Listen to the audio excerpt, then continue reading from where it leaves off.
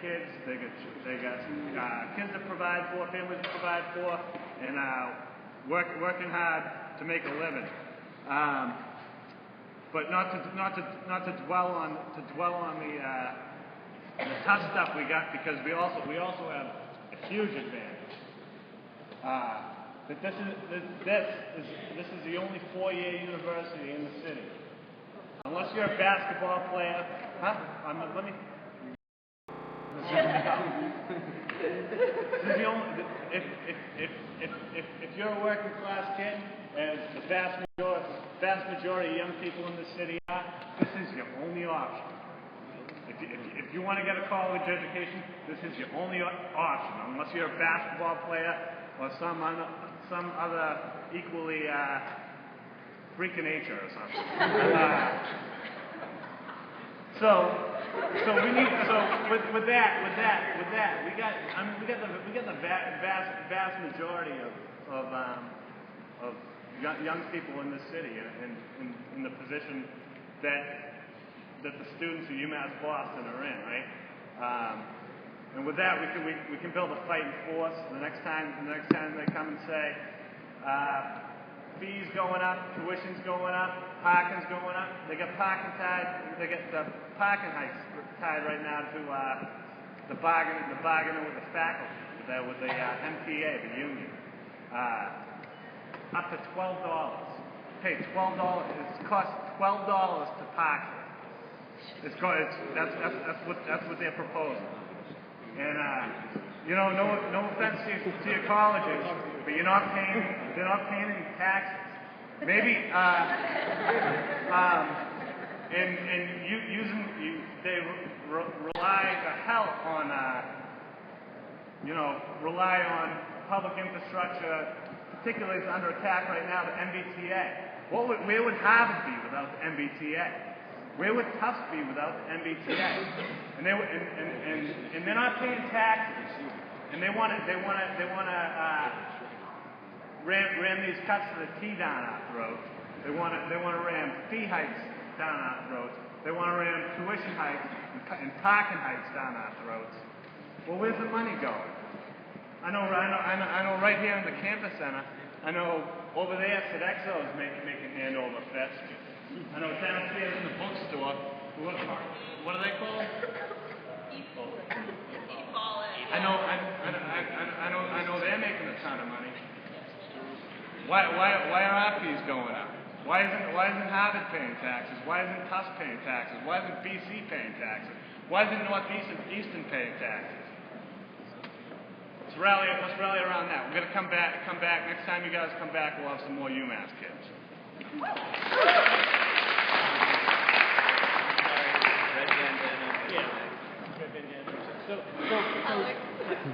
Hi. So I hear a lot of people saying things that like the money is there and they're not giving it to us. We just need to struggle until they give it to us. Well, I think that we need to stop talking about getting them to give us something, because the thing is that it's the power of the people that gives them the things that they have, and so all we need to do is stop giving it to them and stop consenting to the resources that they are taking from us, from the people, and start realizing, you see this movement that has just sort of sprung up overnight in this country, and it's amazing. And you see scenes that we would not even imagine a year ago of just like Oakland being like a war zone. You see them coming out, and you see the incredible amounts of violence and repression that are in response. And the reason they're doing that is because people went out into their parks and they said, we don't give a shit that you say we can't be here. We're just going to do it anyway because you're not in charge of us. This is our land. We live here. We are the people. And you see that the response to that is just with utter violence and utter repression. And that shows you that they're scared. They're scared of people removing the consent to take away the resources that they are reappropriating from the rightful owners of them.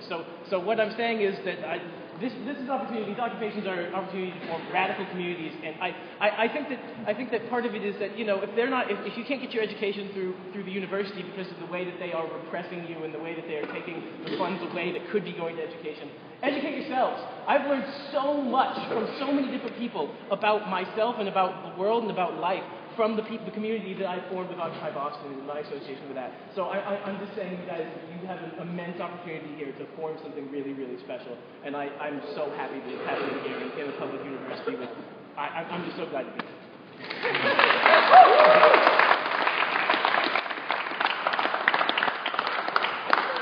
I just want to say there's like 8 people left on staff. Do we want to close the stack and just go through with it and just keep going? Just keep going. Yeah, we could go all night. Temperature check. Let's do it. Temperature check on. Keep going. Yeah. Whose university? Our university! University! Our university! University! Our university! Now it's Nate's turn. Alright, so most of what I'm going to say is coming from an article. I believe the blog was, or the website was N+1, and it's called Bad Education. Yeah, good article. So, just some facts to throw out.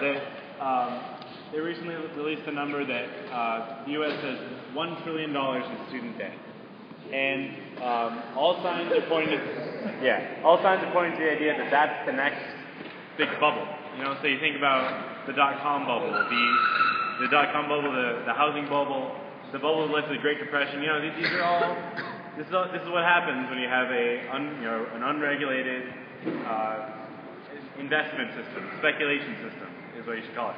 And so this is, this of course, it sucks for the students, it sucks for the families of the students, and it's going to suck for the whole country if another bubble bursts, as it's going to have to. Okay, and so that's one thing. The other thing is people like to poo-poo the idea of completely funding college, of having free college for people. People did that when there was a different social movement to try to get publicly or completely funded college through age 18. That didn't happen. That wasn't the government's idea. That was a social movement. They created fully funded education for people through age 18. The reason why it stopped at age 18 is because at that point in time, that was the end. That's when it was time to work and have a family. That's not the world we live in anymore. Today, if you want to have a good job, you have to go to college. So really, fully funded education should not stop at age 18 anymore.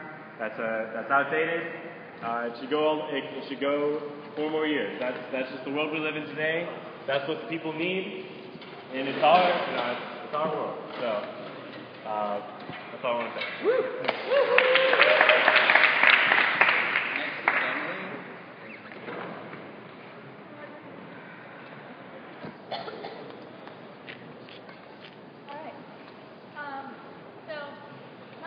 A lot of people have been reflective, but the day that the second day of doing, you start seeing a pattern. Oh, well, of course there's got to be a food tent. Of course there's got to be a medical tent. We start having our own infrastructure. I got the opportunity to go to London about 3 weeks into Occupy Boston. They had an Occupy there too. They had a food tent, they had a medical tent, they had a library, they had a free school university. I was like, okay, I guess this is what Occupy is about. You build your own infrastructure in a public square. And then Occupy started drowning in really some sad cases of people being neglected by capitalism. Homeless people who didn't have anywhere to go except for Occupy. And I'm glad they had that space, and I'm glad they had people who cared about them. So we went to our neighborhoods. We said, let's have Occupy JP. We had our first meeting, and we said, do we have to occupy somewhere for it to be an Occupy? Or can we just come together and talk with the people that we live in our neighborhood with? Don't we already occupy this neighborhood? So we kept having meetings, and we had marches, and we had people in our neighborhood honking horns and giving us fist bumps that I'd never spoken to in my neighborhood before. I've met so many people in Boston that I've never spoken to before. And I have tons to talk to them about, like how fucked up our economy is, how capitalist hedonism is going to fly us off a cliff if we don't do something about it. We can see how this has been a global movement of mounting audacity. In Tunisia, when they said, fuck your oppressive state, and they overthrew it. In Egypt, when they said, check those guys out, and they overthrew their oppressive state.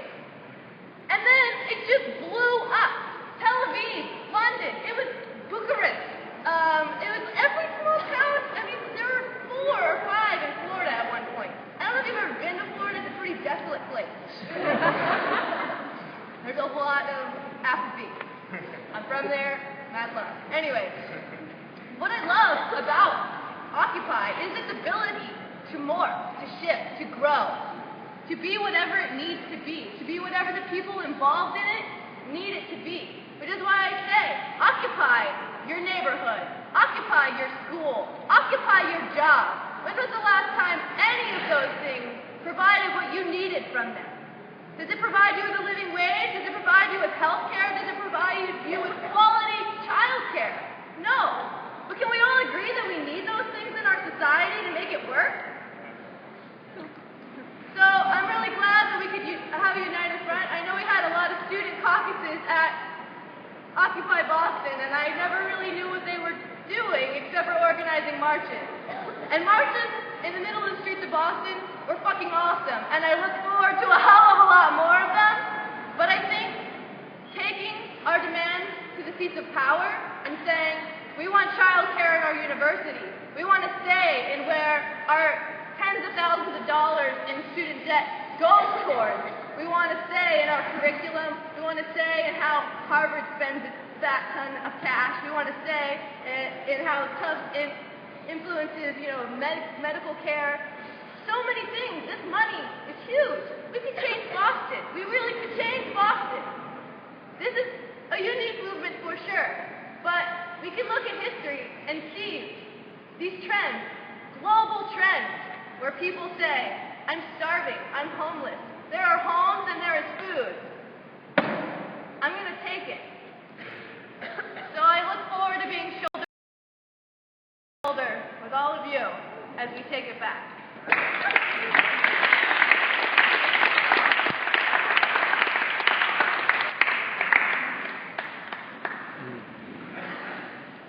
Hi everyone. I'm Allie. I go to BU, so I'm not going to try to take up too much time here because this is UMass's occupation. I'm glad to be here for solidarity.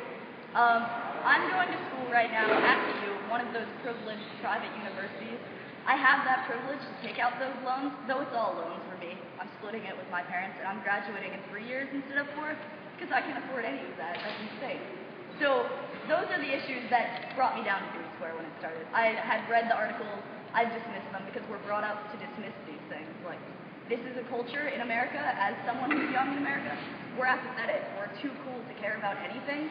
And I know everyone who's been involved in their campuses, in their communities, anywhere, even lived at Dewey Square, has seen that snub again and again of you can't change it. It doesn't matter what you do. It's not worth sleeping in a tent, Allie. You're crazy. And for me, it's just such a relief to show up here and see all of you here actually acting. I've seen a lot of infighting, and it's all sort of, I want to do this. Well, we're all here and we're doing it. It's a Monday night and we're doing something that matters. We're doing something that matters to me and to every one of you, and especially to the UMass kids, because this is them taking this upon themselves. They organize, they're busy, they have this is the 99% school. I think that's a good way to put it. They don't have the privilege that maybe I have to not have to work this semester and to live in a tent. And calling living in a tent and commuting to classes a privilege is something that I didn't expect going in, but I went down there and it was about dialogue and it was about looking someone in the eye and actually learning from them and listening to what they say. And you read the tea, I always crack up on the tea because no one looks at each other anymore. And if everyone in this room right now, they all can't wait to talk to each other and to get up here and to speak their mind. So I'm going to stop so that everyone else can get that chance. But thank you all for acting. Thank you.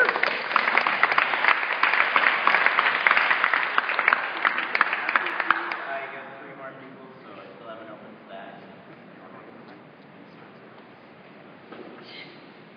Excuse me, I have a prayer. I got it. Yeah, where's the medical pen? Back there. Hi, my name is Speed. I'm a UMass student. I am proud to say that I'm a Dorchester resident of 19 plus years. My family, thank you. My family immigrated here. Is it immigrated or immigrated? Immigrated, sorry, long name. Immigrated here from Vietnam when I was about 6 months. And I've known no other home except Dorchester. And as anyone who's been in Boston for more than a year knows, the one advice they hear about Dorchester is don't go there. Don't travel past JFK. Stabbing Hill, all these other names that I've never heard of since recently. There you go. And all you hear is rape, murder, gangs, drugs, all of that in Dorchester. Well, I'm telling you right now, it was true. Because I'm about to tell you all a secret that I've not told a lot of people. Why? Because you are all in solidarity with me, and that's the tightest I've ever been with any other people. So, hearing you come out here deserves a secret. I, B. Tran, used to be in a gang in Dorchester for 3 years. I used to go through that entire process, getting beat up, getting initiated. Why did I do that? For security. What kind of security? From other people. That was how fucked up it was in Dorchester. You can't even walk down the street without another person glaring at you. Don't even look at the other person in the eye. Where is their hand? In their pockets. Why? Because they might have a gun on them. Why are they walking around with guns? Because they think the other person has a gun in their pocket. So everyone who knows Dorchester, it's a hard place to live. For a working class person in Dorchester, it's a really hard place to live. For a person of color who's working class in Dorchester, fucking forget about it. Alright? You already got a stigma attached to your name. I've never had a friend come over my house because I said I lived in Dorchester. That's how fucked up it is. Unfortunately and unfortunately, things have gotten better because of the students of UMass Boston. Where is the school located? In Dorchester. Not in Southie. Sorry, there's a line right there, alright? This is all Dorchester right here, okay? I grew up here. I used to come here just to have fun. Oddly as it sounds, as a little kid. I used to swim in a swimming pool. It's a public swimming pool, if you did not know that. If you just want to sign up for a membership, it's awesome. There's a diving pool in there. And I loved it here. My brothers and sisters went here because it was affordable. It was easy to get in here because it was so cheap. Unfortunately, now, they're raising fees, and not this kind of fee, but this kind of fee.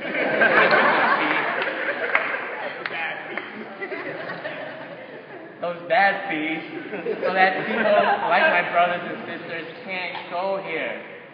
My brothers and sisters, including all of you, all of those who may not have been as privileged, but still want an education. So I occupied because I want to stop the gentrification of Dorchester. After I left the gang life, I just decided, that's right, I said gang life. I decided to turn total 180 and became a community organizer in Dorchester. I am still a community organizer in Dorchester. Working in Fields Corner to bring back the economic development of Dorchester through local businesses. And I believe that's the way to go. However, this ain't a local business anymore. This is a corporation that's taking money away from the local businesses. Local business is going out of business. So it's not a local business anymore, it's just local. Alright? Local as in Spanish loco. Shit is crazy. You can't take this shit anymore. Gentrification is fucked up. Okay? The people that helped build up this community are getting kicked out. The people that want to go to school here and meet all their great friends here are getting kicked out. It is unfair, unjust, racist, sexist, classist, any ish you can really put to it. And it's just bottom line fucked up. So I think that we standing in solidarity here with these awesome tents, one medical, one food, whatever we can think of. It will be an art tent run by Liam. Well, yeah. And it's going to be a new place where we can demand things for the 99%. For us, for you, me, everyone, whoever wants to get a higher education. Thank you.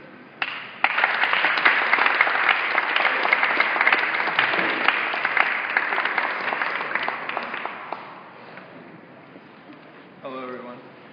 So we're all students, and students have power. And it's not the power that we get through learning and holding on to the privilege of information to rise above others, both our peers and the public, but the power to teach. teach each other and bring the production of information that we have here to the public domain. The corporatization of your university and any university, or any university, takes that privilege and takes that power and channels it to the further few, ossifying the system of differences. So I call all of you to share your production of information and don't let your university become a factory, because the increasing of your fees not only makes it inaccessible for you as individuals, but makes information accessible for everyone. So that's all. Got a couple people back here too. People sitting using their computers and doing stuff. So welcome everybody. We're at Occupy UMass Boston. This is day one.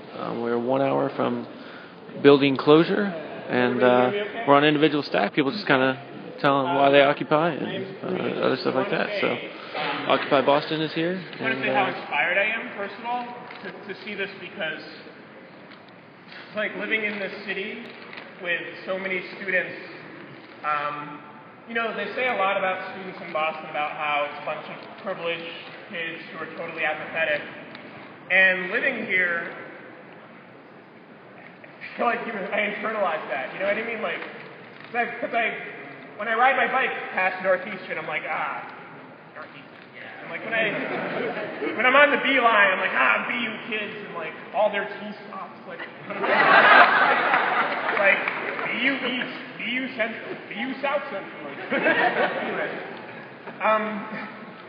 and in seriousness though, I find myself resenting my peers. And there's two things about the idea that we're privileged and apathetic that are alive. First of all, I just want to say this might be a radical thing, but I actually think the majority of students in Boston are not privileged. Like, when people are talking about to take out a loan, like, that's not a privilege. I'm serious, like, to put yourself in debt for the rest of your life is not a privilege. I took out a student loan today. I signed my promissory note today to take out another student loan. And it's in part to pay for me to go to school, but it's in part to pay for dental bills, because I have to have a lot of dental surgery. It's like, you should have to take out a loan for that shit. This isn't a privilege. So that's the first thing. What people are talking about is the reality of what it means to live in this country. It's not a privileged existence, actually. The second thing, though, is about apathy, and it's just so inspiring to see. It's like I'm at UMass Boston, and who's here? Students from Harvard, students from BU, students from Tufts, from Northeastern, and other places. Sorry that I'm not saying school. I know is in the house, but that kind of solidarity, I didn't imagine before September, and it's actually really, really incredible. I want to say something about UMass, because what's happening in education and what the 1% is doing in general is an attack on all of us, but the attack on UMass is incredible. It is the only public university in Boston, which first of all is outrageous. It is by far the most diverse university.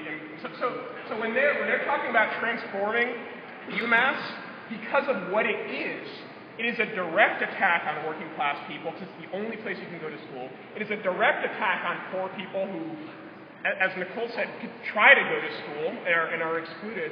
It is a direct attack on black people. It is a direct attack on immigrants. It's a direct attack on veterans. UMass has more veterans than any other school in Boston. So they're coming down on all these people who it's like the people who are already given nothing, they want to take this away from us. But the honest truth is, the people here at UMass, like nothing's ever been given to us. You know what I mean? Like, nothing's ever been given to black people. We have to take it. Nothing's ever been given to women. You have to fight for everything you've gotten. Nothing's ever been given to LGBT people. You have to fight for every single inch. Nothing's ever been given to immigrants in this country. So we always, our generation, fighting once again. And I just want to say, as we fight, we should fight. Sorry, let me say one thing about the question of the money, because it's the smallest thing, I have to say, because it's really simple. The money's there. There's rich people. Tax them. There's corporations here. Tax them. It's complicated. It's really not complicated. I mean, like, we live in a country where you can't afford to go to school, but there are televisions at the gas pumps in the gas stations. It's like the same corporations that wrecked the Gulf of Mexico put TVs in the gas station. So like, it's like I can't escape television. You know what I mean? It's like there's flat screens downstairs. There's flat screens everywhere, but like you can't afford to go to school. So the money's there. It's just we don't get to choose how to spend it. So we need to take it back. Just as we fight, this is the last thing I want to say. As we fight, we should not just fight to defend what little we have. We should put our minds together and imagine, what do we want? What do we deserve? Boston has one public university. We should have at least two. Like, we want another UMass. Do you know what I mean? Because this isn't enough. Boston, the state of Massachusetts has one public art school, Mass Art. There should be at least two. Right? I mean, art is a right. You know what I mean? Like, these things are rights. These are the things that they tell us are privileges, but these are the things that we deserve. So, like the MBTA, I go to Clark University, which is in Worcester. Right now, to go out to school on the train costs me $15 if the MB, which is nuts to go to Worcester. If the cuts and the fare hikes and the MBTA go through, it'll cost me $22 every time I go to school. What do we want with the MBTA? I mean, we should have a train that runs 24/7. We should have, we should have more buses. We should have more trains. Whole sections of Boston have no train. So it's not just like defending what we have. Let's think about what we want, and let's take it to them on all of our campuses. We're also March 1st. It's like you try to take away our future, we'll try to fuck up our future. We're gonna fuck your shit up. You know what I mean? The G8 in Chicago, you wreck the world economy. We're gonna wreck your meetings.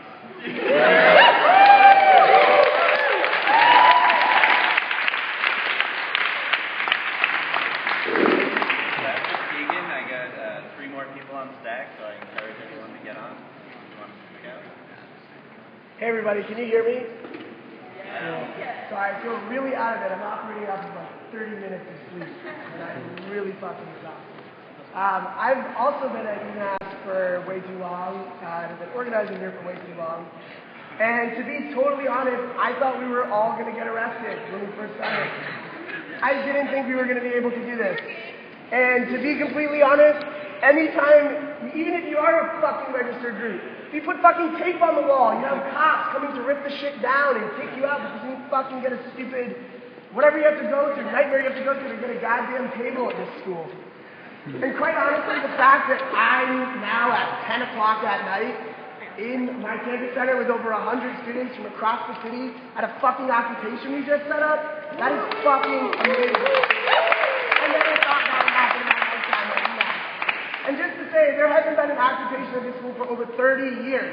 And given the fact that we've seen our fees go up by thousands of dollars, it's about goddamn time that this school had an occupation, and that the 1% of UMass knows we're not taking this shit any fucking longer. Sorry to swear. I just want to say 3 things about why I'm occupying here. One reason is because I'm sick and tired of them saying we don't have money.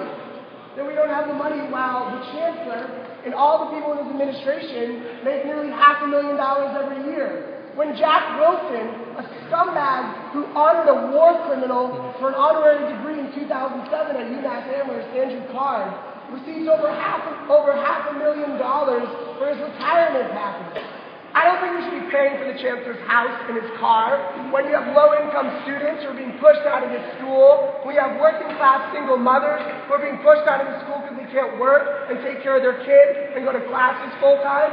That's bullshit. Let's use that money and build a daycare for the freaking parents who can't afford to put their kids in school. I'm sick and tired of this school trying to promote itself as having some fucking image that it has an urban mission statement. Let's get real. The vast majority of urban students in this city cannot afford to go here. That's just a fact. I'm sick and tired of them pretending like this state gives a shit about poor Black and Latino youth in this city when you care more about incarcerating them and harassing them on the streets with racist cops than giving them an opportunity to go to this school. That's fucked up. It shouldn't be like that. I'm sick and tired of the fact that my friends who are undocumented have to pay quadruple the amount that I do just to go to this school. Not only should everyone be able to go here for free, but so should undocumented students too be given the opportunity to have a future in this country. I'm sick and tired of the fact that a body of people who are totally unelected, none of us elect them. We have 5 student trustees on the board, 1 gets to vote. Out of a board of 20 some odd people, we have, I think, 1 faculty representative on the entire board. That's ridiculous. They're making decisions about the future of our lives and the future of this school while the students and the faculty and the staff have absolutely no say in what goes on. I'm sick and tired of the fact that they're spending millions of our tuition dollars and fee dollars into investing it into corporations that profit from war and occupation. Why the fuck, if you're raising our fees, aren't you fucking transparent about where that money's going? Doesn't seem to make too much sense. I could go on, but I'm going to stop. I just want to say, if there's something I've learned in the 6, 5, I don't know now at this point, unlike Stephanie, I've lost track, years that I've been going to school here and organizing here, it's that the 1% of this school in this country don't give a shit about you. They don't give a shit about me. They sure as hell don't give a shit about working class people, particularly if you're a person of color. And quite frankly, we have no future to speak of if we wait on them and we depend on them to make our lives better. I thought it was their job to put criminals in jail. To put criminals in jail. But it sounds like to me. But it sounds like to me. They are the criminals. They are the criminals. Figure. Hey, Mike. Mike, check. Was lame. Mr. Clean was lame. But can we have our dolly back? Can we have our dolly back? Thank you. Thank you. Mike, check. Mike, check. Mike, check. Mike, check. On behalf of Food Not Bomb. I request. All the donators. Continue to hold. Hands. Plates. And silverware. It's hard. It's hard. To feed the hungry. When you can't cook. It's a pirate ship. It's a pirate ship. All the pirates in there. Oh wait, you guys are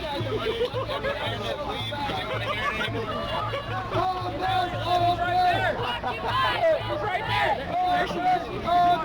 Occupy Tampa Bay. All night, all day. Occupy Tampa Bay. All day. Occupy Tampa Bay. All night, all day. Occupy Tampa Bay. All night, all day. Occupy Tampa Bay. All night, all day. Occupy Tampa Bay. All night, all day. Occupy Tampa Bay. All night, all day. Occupy Tampa Bay. All night, all day. Occupy Tampa Bay. All night, all day. I hate to tell you, they can't do shit from way up there.